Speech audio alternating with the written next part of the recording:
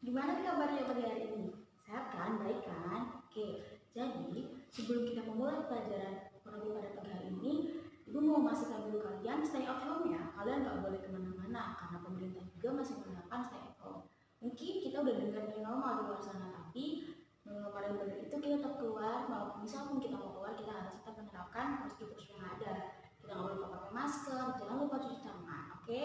Nah, sekarang kita bakal mulai pelajaran pada pagi hari ini. Seperti yang kalian lihat ya, kita bakal belajar tentang karakteristik bentuk dan jenis usaha dari BUMN, BUMD, dan BUMS.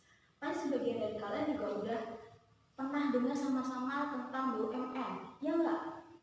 Iya, pasti BUMN itu udah cakupannya luas dan pasti kita suka info pun kita pernah dengar tentang BUMN itu. Jadi yang pertama kita pelajari itu sekarang tentang pengertian dari BUMN itu sendiri. Jadi BUMN itu adalah badan usaha yang seluruhnya sebagian besar modalnya adalah milik pemerintah. Jadi BUMN ini adalah usaha-usaha yang modal utamanya berasal dari pemerintah. Nah, selain itu, BUMN ini adalah badan usaha yang dimiliki negara dan dapat beroperasi untuk seluruh orang yang ada di Indonesia untuk menyelenggarakan bisnisnya. Jadi BUMN ini adalah sebagian besar modalnya jadi dibilang didirikan oleh orang Indonesia, oleh pemerintah yang ada di Indonesia. Nah, apa tujuan dibuatnya ini adalah untuk membantu orang-orang Indonesia untuk menyelenggarakan bisnisnya. Oke, nah setelah ini pengertian ini, kita bakal lanjut lagi kan, kita bakal masuk ke dalam ciri-ciri dari BUMN. Nah, ciri-ciri dari BUMN itu sendiri salah satunya adalah penguasaan badan usahanya dipimpin oleh pemerintah. Karena dari singkatan BUMN itu sendiri sudah jelas, yaitu badan usaha milik negara. Nah, otomatis badan usaha milik negara ini adalah badan usaha yang dipimpin oleh pemerintah yang ada di Indonesia. Dan tentunya ciri-ciri yang berikutnya adalah kekuasaan penuhnya adalah tanggung jawab dari pemerintah itu sendiri. Karena seperti yang tadi pengertian di awal, BUMN ini adalah badan usaha yang sebagian besar modalnya diberikan oleh pemerintah. Jadi otomatis kekuasaan penuhnya dipegang oleh pemerintah dan pemerintah juga berwenang menetapkan kebijakan yang berkaitan dengan kegiatan usaha yang ada di sektor-sektor tertentu. Nah, tentunya apabila ada sesuatu hal terjadi, apabila ada risiko buruk terjadi, otomatis yang bertanggung jawab juga adalah pemerintah. Jadi rakyatnya sendiri tidak ada sangkut pautnya dalam masalah tersebut karena yang memiliki modal utama adalah negara itu sendiri, yaitu pemerintah. Dan pastinya apabila ada kerusakan, ada kerugian yang dialami adalah tanggung jawab dari pemerintah itu sendiri. Itu adalah salah satu cirinya. Nah, kita bakal lanjut ke ciri-ciri yang lainnya yang lebih mendetail.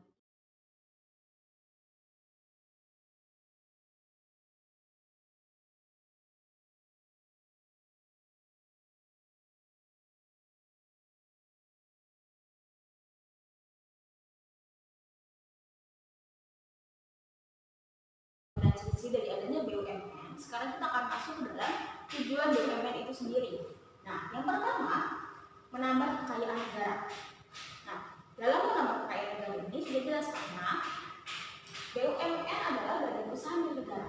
Jadi otomatis apabila ada keuntungan, keuntungan dalam finansial masuk, otomatis akan menambah kekayaan yang ada dalam negara Indonesia ini sendiri. Nah, yang kedua adalah sebagai pionir dalam kegiatan usaha. Nah, dan kegiatan usaha ini adalah terutama yang ditekuni oleh koperasi dan pihak swasta.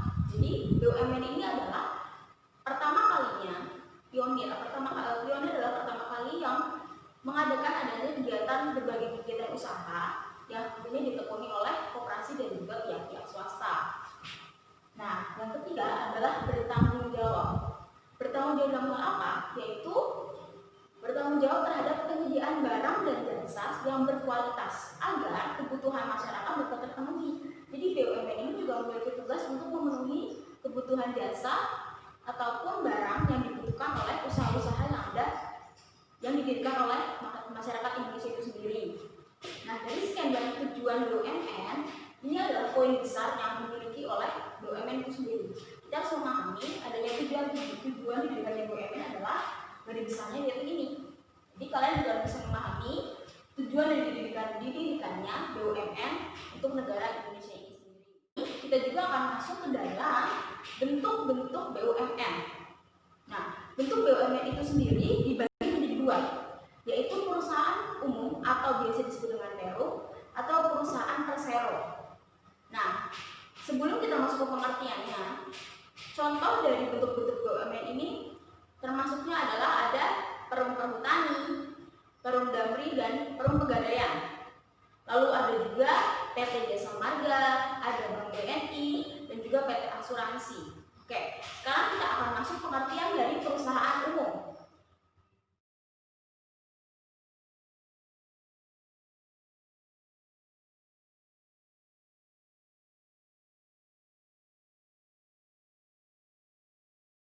Dari pengertian tersebut kita terlihatkan ada contohnya, yaitu yang sering kali kita dengar adalah perum pegadaian.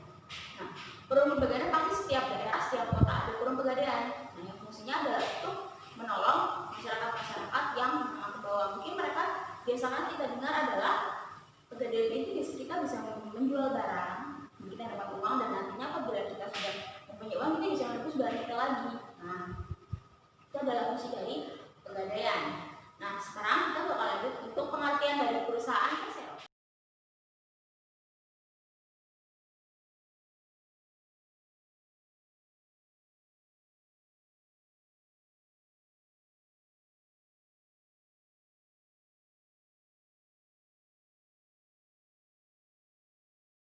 Oke, kita kan tadi sudah mendengar pengertian dari awal tentang BUMN. Nah, terus juga kita tadi sudah mendengarkan tujuannya, terus ciri-cirinya, karakter dari BUMN itu apa. Nah, setelah ini kita bakal masuk yaitu yang kedua, itu adalah BUMD. Apa itu BUMD? Nah, Badan Usaha Milik Daerah. Nah, kalau tadi kita berbicara tentang negara, sekarang kita akan masuk ke ruangan yang lebih kecil lagi, yaitu di daerah. Oke? Tapi meminta kalian juga sudah siap-siap ya, karena nanti ini bakal minta kalian untuk berdiskusi sesaat untuk membahas tentang BUMN dan juga BUMD. Sekarang kita akan masuk kepada pengertian dari BUMD itu sendiri.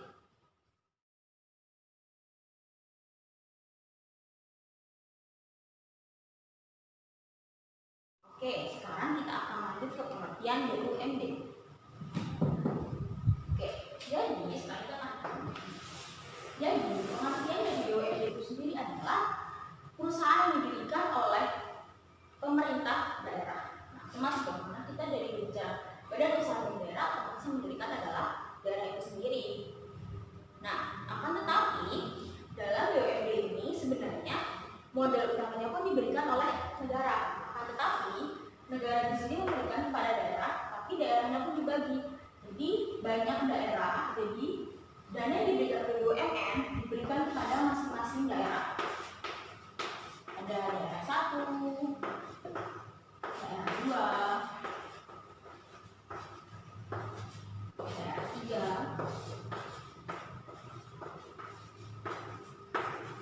dan setiap daerah ini memiliki tanggung jawabnya masing-masing untuk melakukan tugasnya dari tiap daerah. Karena dalam hal ini BUMN hanya memberikan modal utamanya kepada daerah-daerah tertentu. Nah, selain itu, BUMD sendiri pastinya memiliki karakteristik seperti BUMN tadi. Nah, yang pasti utamanya adalah karakteristik yang pertama dari BUMD ini adalah didirikan oleh pemerintah daerah. Pastinya dari awal pun namanya sudah BUMD, yaitu Badan Usaha Milik Daerah. Yang kedua, modal berasal dari kekayaan pemerintah daerah yang dipisahkan. Seperti yang tadi sudah dibilang di awal, BUMN ini negara atau pemerintah memberikan dananya kepada masing-masing BUMD yang dibagi kepada daerahnya masing-masing. Jadi negara tidak hanya memberikan pada salah satu daerah, akan tetapi membagi keseluruhan secara merata kepada daerah masing-masing. Jadi setiap daerah, setiap provinsi ada memiliki BUMD itu sendiri. Nah, untuk BUMD sendiri, kalau tadi kita lihat di BUMN, yang memimpin kan adalah pemerintah, antara jajaran tertinggi. Nah, karena ini hanya di tingkatan daerah, yang memimpinnya adalah DPRD. Apa DPRD? Dewan Perwakilan Rakyat Daerah. Otomatis dong, karena di sini memiliki wewenang tertinggi adalah DPRD. DPRD ini memiliki kewenangan untuk mengatur setiap usaha-usaha yang dimiliki oleh masyarakat daerah ini. Oke, dari ciri-cirinya jelas ya. Dari ciri-ciri tadi kita bisa lihat perbedaan signifikannya itu hanya yang satu negara dan ini daerah. Jadi kalau negara tadi kita melihat ciri-cirinya mereka secara luas. Nah, untuk daerah ini kita melihat ruang lingkup yang lebih kecil lagi supaya dengan tujuan masyarakatnya bisa lebih diperhatikan. Nggak mungkin dong kalau negara bakal harus mendeteksi setiap satu itu daerah-daerah, pasti negara juga bakal kesulitan. Nah, itulah fungsinya BUMD. BUMD ini menolong membantu pemerintah yang modalnya juga diberikan oleh pemerintah kepada masing-masing daerah.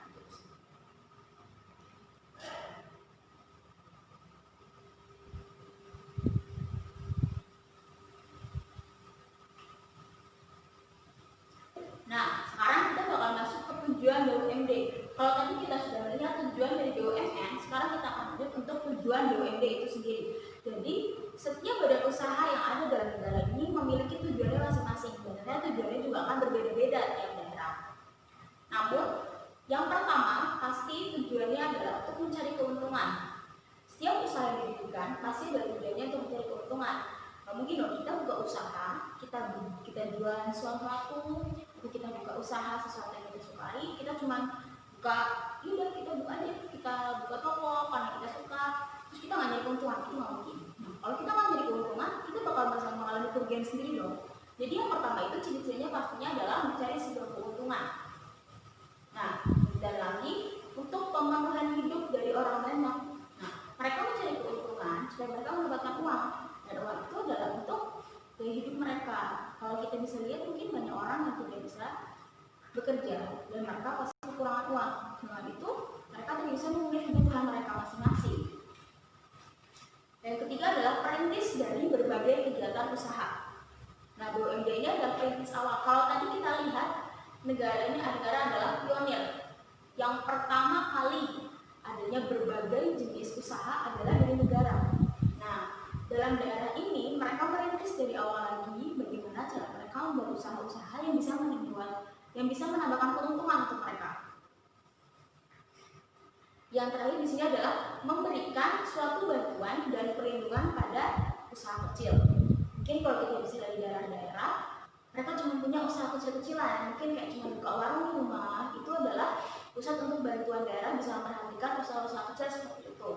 Nah, untuk melihat tujuan BUMD yang lebih lanjutnya lagi, kita akan lihat di slide berikutnya.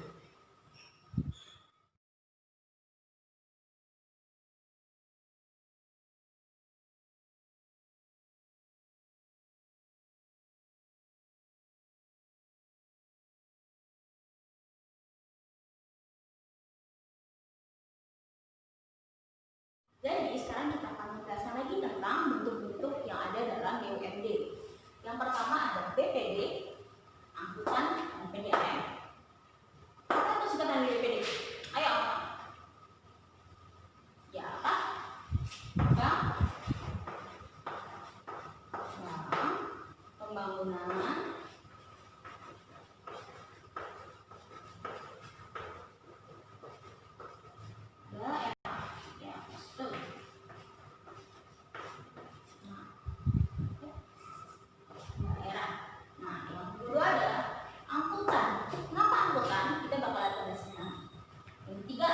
PDAM. Apa singkatan di PDAM? Yang penyediaan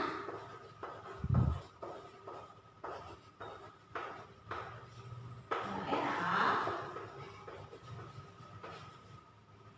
air.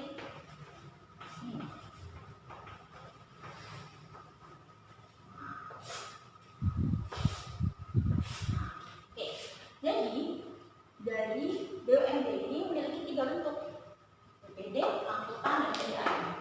Apa itu BPD? Itu Bank Pembangunan Daerah.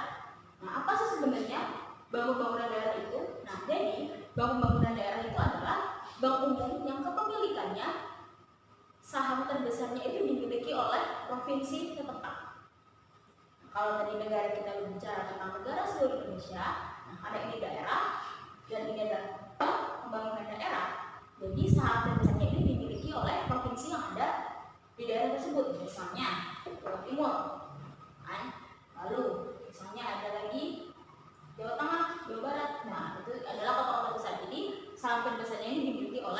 provinsi yang ada di daerah tersebut. Lalu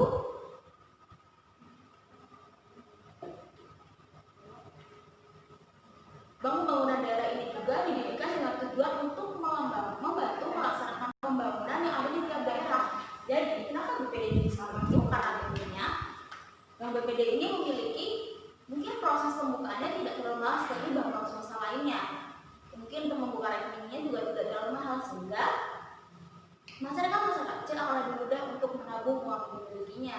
Seperti usaha tadi, mungkin mereka juga ingin meminjam ke BPD untuk membuka usaha, itu juga untuk salah satu bantuan yang diberikan oleh BPD kepada masyarakat kecil sendiri. Untuk selengkapnya kita bakal lihat penjelasan yang berikut.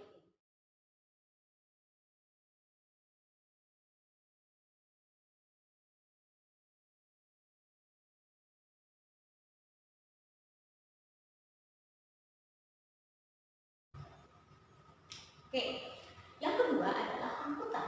Nah, angkutan yaitu atau angkutan ini adalah yang ada di daerah terdekat atau ada di kota-kota tertentu. Biasa orang menyebut ini angkutan kota atau istilah angkutan kota atau bisa juga angkota singkatannya. Jadi angkutan kota ini adalah transportasi umum yang memiliki rute tertentu yang sudah ditentukan dari awal.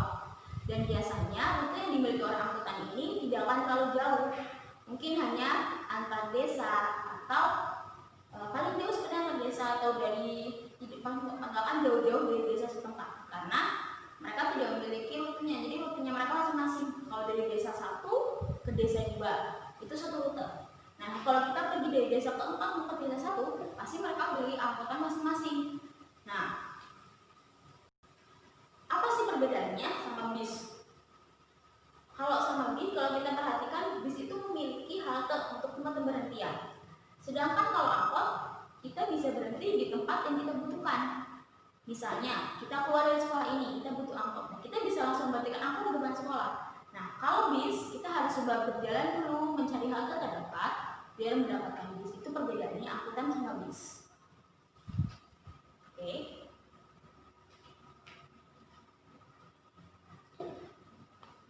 Tapi iya, mungkin sekarang ini kita bakal kesulitan untuk mencari angkot, karena pasti orang-orang bakal lebih memilih menggunakan angkutan online. Ya, mereka merasa mungkin dengan angkutan online mereka merasa lebih aman, lebih nyaman.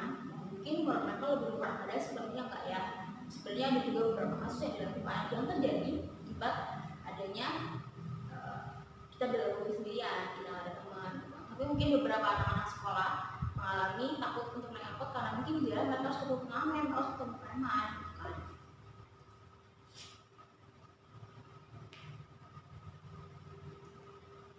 Nah, yang ketiga ada PDAM, yaitu perusahaan daerah air minum. Perusahaan daerah air minum itu kita udah jelas dong ya, nama dari awal aja, perusahaan daerah air minum. Nah, pasti kita semua juga membutuhkan air bersih. Gak mungkin dong dari kita harus cari air bersihnya ke gunung. Nah, di sini itu fungsi dari PDAM adalah menyaring air kotor itu menjadi air bersih supaya kita bisa menikmatinya. Dan nggak mungkin dong kayak sekarang kita butuh air bersih untuk apa? Mandi, cuci baju, cuci piring, apalagi semuanya kita membutuhkan air bersih. Nggak mungkin kan kita harus beli aqua 1 galon, kita harus beli air mineral seberapa banyak karena aku mau mandi, aku beli air mineral ini karena untuk mencuci. Itu kita bakal mengalami pemborosan banget. Nah, fungsi dari PDAM ini adalah menyediakan air minum yang bersih supaya kita bisa menikmatinya. Nah, untuk kelanjutannya kita bakal melihat penjelasan di PPP. Nah, tapi sebelum itu, aku punya fakta untuk kalian. Jadi sebenarnya PDAM ini sudah ada sejak zaman penjajahan Belanda dulu. Bukan karena ada sekarang aja. Jadi sebelum zaman dulu pun sebenarnya PDAM ini sudah ada. Hanya saja namanya bukan PDAM. Namanya dalam bahasa Belanda yaitu adalah water lady. Nah, lalu di Jepang pun pada saat penjajahan Jepang, perusahaan air minum juga sudah ada. Namanya yaitu Soido Suyo. Nah, untuk lanjutannya kita bisa lihat sebelahnya ya.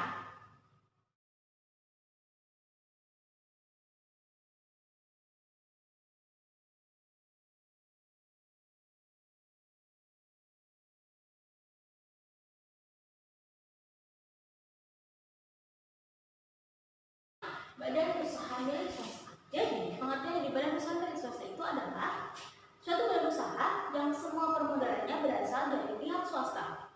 Badan usaha milik swasta ini bisa dipunyai oleh seseorang atau beberapa orang, 2 orang atau lebih, yang melakukan kerjasama dalam penanaman modal.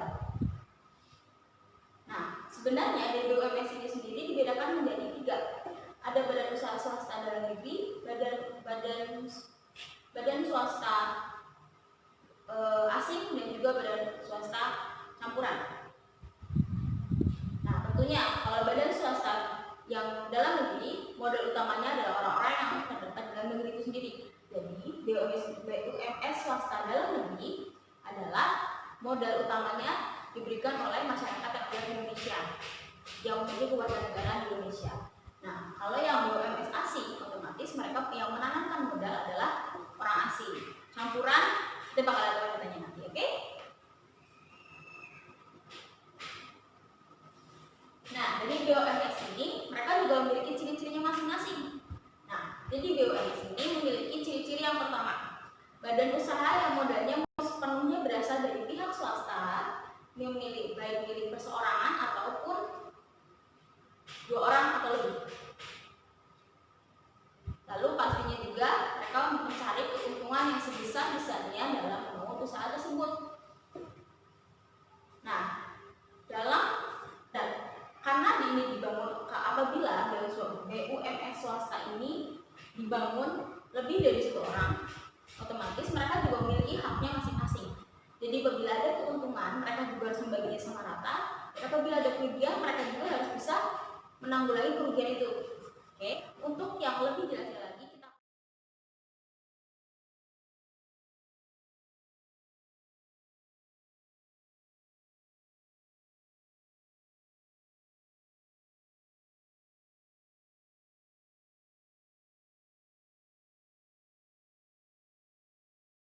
kita lihat ciri-ciri dari BUMS.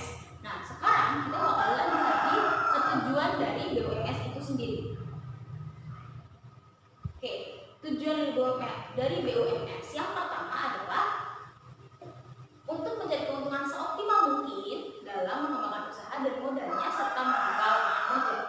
Nah, seperti tadi di awal bilang, kalau dimiliki oleh 1 orang atau 2 orang atau jadi modal ditanamkan ini baik milik perseorangan ataupun 2 orang atau lebih, mereka bisa membuka lapangan kerja yang baru lagi untuk orang-orang yang masih belum mendapatkan pekerjaan. Nah, untuk yang kedua, tujuannya adalah untuk rekan kerja pemerintah dalam meningkatkan kesejahteraan masyarakat. Yang ketiga adalah merupakan dinamisator dalam sebuah perekonomian yang ada di masyarakat. Dan tentunya terakhir, tujuannya itu untuk memberikan pelayanan bagi masyarakat.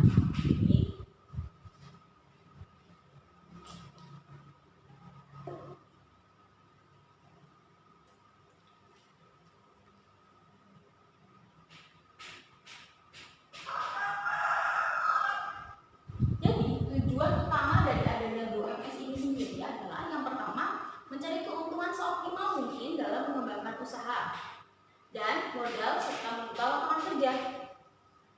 Nah, mereka membuka lapangan kerja dengan tujuan supaya tidak mengurangi persentase orang yang menganggur.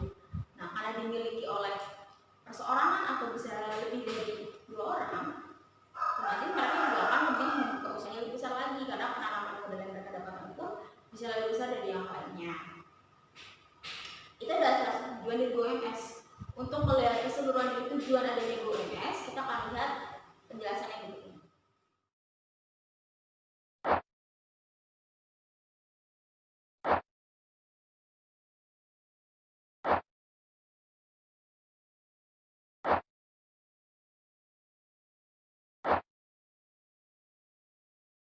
Oke, jadi penjelasan tadi kita sudah menerangkan tentang tujuan dibangunnya BUMS.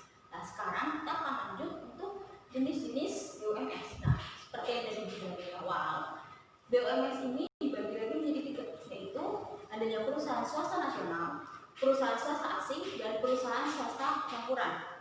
Oke, kita yang pertama ya adalah perusahaan swasta nasional. Perusahaan swasta nasional ini tentunya modal utamanya berasal dari orang-orang yang ada di Indonesia. bisa dimiliki oleh perseorangan ataupun 2 orang atau lebih seperti yang dikatakan. Nah, contoh dari adanya perusahaan swasta nasional yang pertama itu ada PT Indofood Sukses. Yang kedua ada PT Agung Podomoro Group dan juga ada PT Jarum. Nah, itu adalah contoh dari swasta nasional ya. Jadi yang menanamkan modal adalah orang-orang Indonesia itu sendiri. Nah, yang kedua ada perusahaan swasta asing. Nah, perusahaan swasta asing ini adalah sebuah perusahaan yang modal usahanya berasal dari pihak masyarakat yang berasal dari luar negeri. Misalnya, contohnya Jepang menanamkan modal pada perusahaan dari Indonesia. Nah, itu otomatis dinamakan perusahaan swasta asing karena yang memberikan modal utamanya adalah orang luar negeri. Nah, kalau contoh yang ada di Indonesia, perusahaan yang bekerja sama dengan luar negeri adalah PT Chevron, PT Astra, dan juga Mitsubishi. Nah, kita pasti tahu ya mobil Mitsubishi ini. Dan ini adalah penanam modal utamanya adalah orang yang berasal dari Jepang. Mereka melakukan kerjasama dengan orang yang ada di Indonesia. Itu dinamakan perusahaan swasta asing. Nah, yang terakhir tadi adalah campuran. Perusahaan swasta campuran adalah bentuk kooperasi perusahaan yang modal usahanya didapatkan kerjasama antara pengusaha nasional, yaitu di dalam negeri, dan juga pengusaha yang ada di luar negeri. Jadi mereka bekerja sama menggabungkan modal utamanya untuk membangun usaha yang ada di Indonesia. Contohnya adalah PT Axiata Al Axiata Group. Itu adalah contoh salah satu dari adanya perusahaan swasta campuran. Oke, setelah kita memahami adanya jenis-jenis dari BUMS, sekarang kita akan kembali masuk ke dalam bentuk BUMS. Nah, bentuk BUMS ini dibagi lagi menjadi 4.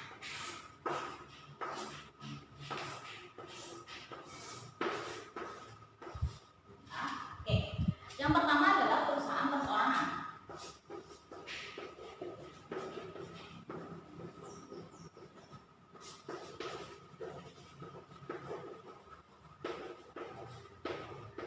Yang kedua adalah firma atau biasa disebut nama FA. Kalau ini PO. Terus yang ketiga adalah persekutuan komunitas atau SIPI. CP. Dan yang terakhir adalah perseroan terbatas atau PSE.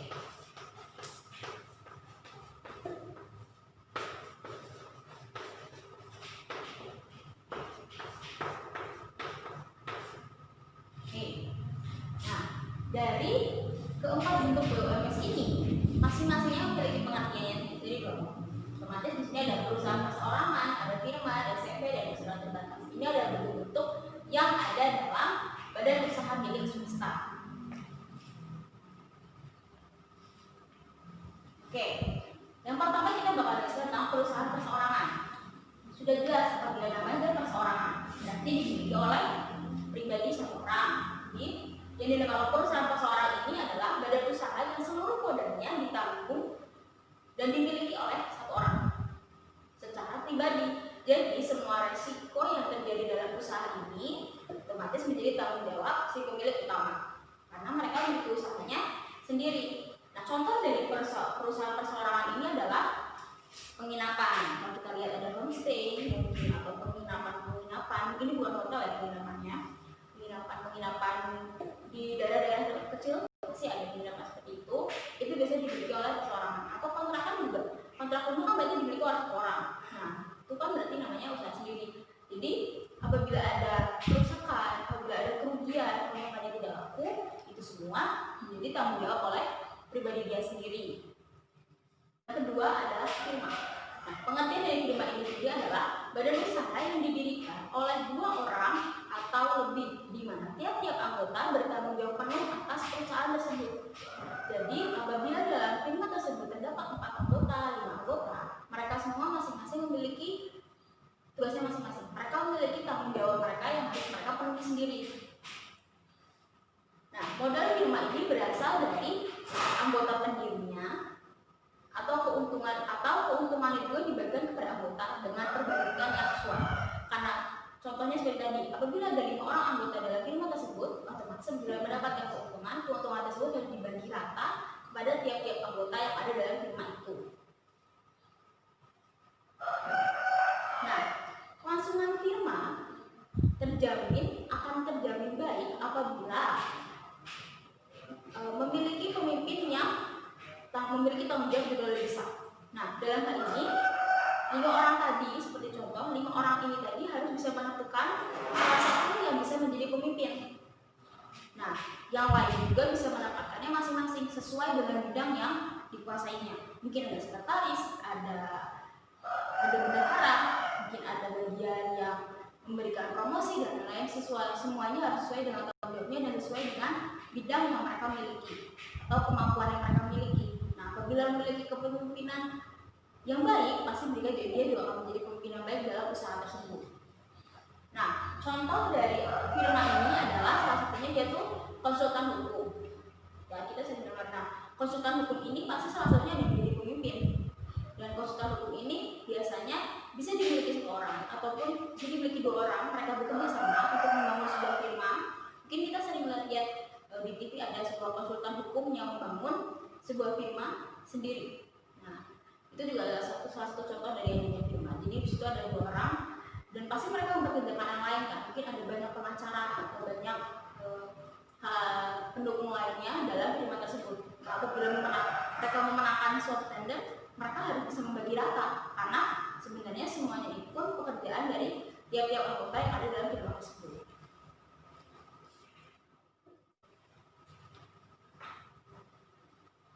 Oke, jadi pengertian dari persekutuan komanditer atau CP atau CP yang bisa kita sebutkan adalah persekutuan 2 orang atau lebih yang dibagi dengan beberapa sekutu. Kalau tadi sebelumnya kita perhatikan firma, mereka menanamkan modal masing-masing. Misalnya ada 2 orang, mereka menanamkan modal dan nanti yang udah ada keuntungan, ataupun mereka juga harus menanggungnya. Kalau perseorangan juga sama, mereka menanamkan modal sendiri karena mereka sendiri dan mereka menggunakan modal yang mereka miliki. Jadi dia juga harus bertanggung jawab apabila ada kerugian ataupun hal-hal yang diinginkan terjadi. Nah, kalau dalam CP dibagi ada 2 sekutu, yaitu sekutu aktif dan juga sekutu pasif. Seperti yang tadi dikatakan, mereka menanamkan modal tapi dibagi lagi dari beberapa sekutu. Jadi dalam CP ini, misalnya ada 10 anggota dalam CP. Nah, yang 5 anggota pertama mereka adalah sekutu aktif. Dan anggota yang 5 lagi mereka adalah sekutu pasif. Nah, yang dimaksud dari sekutu aktif, mereka adalah menjalankan usaha tersebut. Dari awal sampai akhir, dari mereka perintisnya, dari mereka mencari bahan promosi, dari mereka mencari nama dan mencari bahan segala macamnya, itu dinamakan sekutu aktif. Sedangkan yang 5 berikutnya adalah sekutu pasif. Nah, sekutu pasif ini adalah orang yang mempercayakan modalnya kepada CP ini. Jadi mereka memberikan modal supaya digunakan oleh 5 orang yang aktif ini. Oke, jelas ya perbedaannya. Kalau yang saya tadi kan, jadi ada keuntungan ataupun kerugian, mereka harus benar-benar pertama harus membaginya secara merata pada tiap anggota yang ada dalam firma ataupun perseorangan. Nah, kalau dalam CP pasif dan aktif, ya, yang aktif yang bekerja, sedangkan yang pasif mereka yang hanya memberikan modal. Apabila perusahaan tersebut membutuhkan modal, berarti nanti salah satu dari pemegang modal usaha ini mereka harus memberikan uangnya kepada sekutu aktif dan tentunya sekutu aktif ini tidak bertanggung jawab akan apa yang terjadi dalam perusahaan tersebut. Nah, jadi bisa dikatakan sekutu pasif ini mereka tidak akan mau tahu lagi. Mungkin usaha tersebut harus mengalami kesulitan dalam mencari promosi. Para sekutu aktif itu mereka harus sulit mencari bahan, mereka sulit mencari nama usahanya, mereka sulit mencari bahan produksinya. Nah, sekutu pasif ini atau yang menanamkan modal ini mereka itu buat tanggung jawab mereka lagi. Yang penting di situ tugasnya mereka diminta untuk menanamkan modal dan mereka sudah menanamkan modal. Jadi apabila ada sesuatu hal yang terjadi pada usaha tersebut, penanaman sekutu pasif ini tidak bertanggung jawabnya. Jadi semuanya diserahkan kepada sekutu yang aktif. Jelas ya perbedaan dari perusahaan seorang firma dan CP. Nah, bakal lanjut lagi, yaitu di perseroan terbatas atau yang biasa disebut sama PT. Nah, jadi pengertian dari PT ini adalah usaha yang modalnya diperoleh dari hasil penjualan saham. Jadi mereka mendapatkan modal setelah mereka menjual saham yang mereka miliki. Nah, setiap pemegang surat saham mempunyai hak atas perusahaan dan setiap pemegang surat saham berhak atas keuntungan yang didapatkan dari PT tersebut. Oke, jelas ya? Jadi setiap orang yang memegang surat saham ini, mereka berwenang atas keuntungan yang dihasilkan oleh PT-PT yang telah didirikan.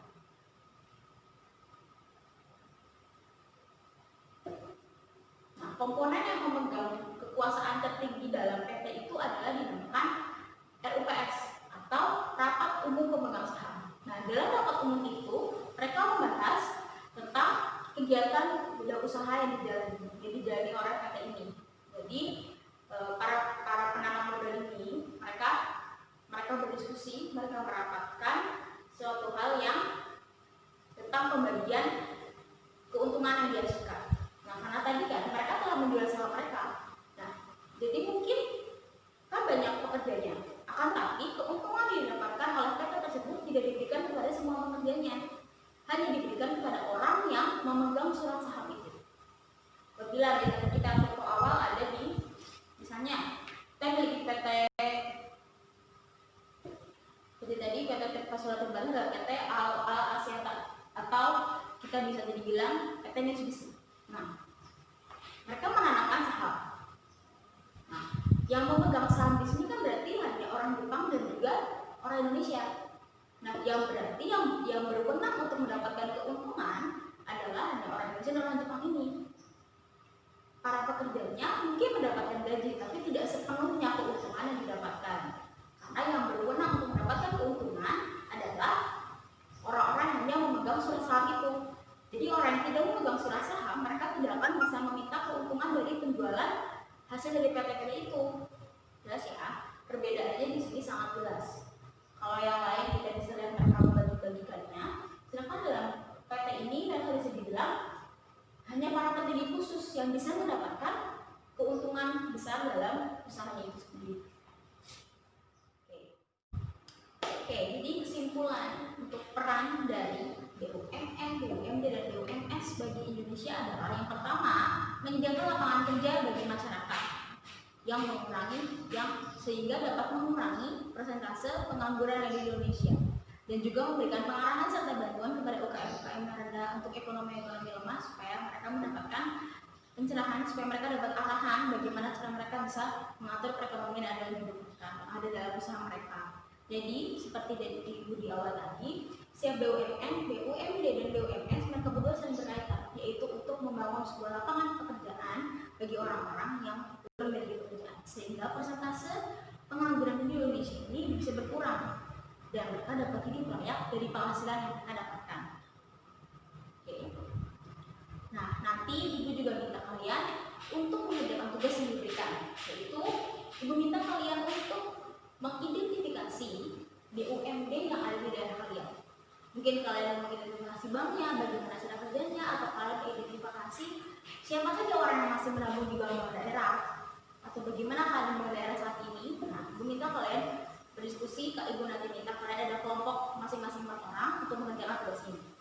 Sekian untuk kelas hari ini, terima kasih perhatiannya. Kerjakan tugas kalian ya.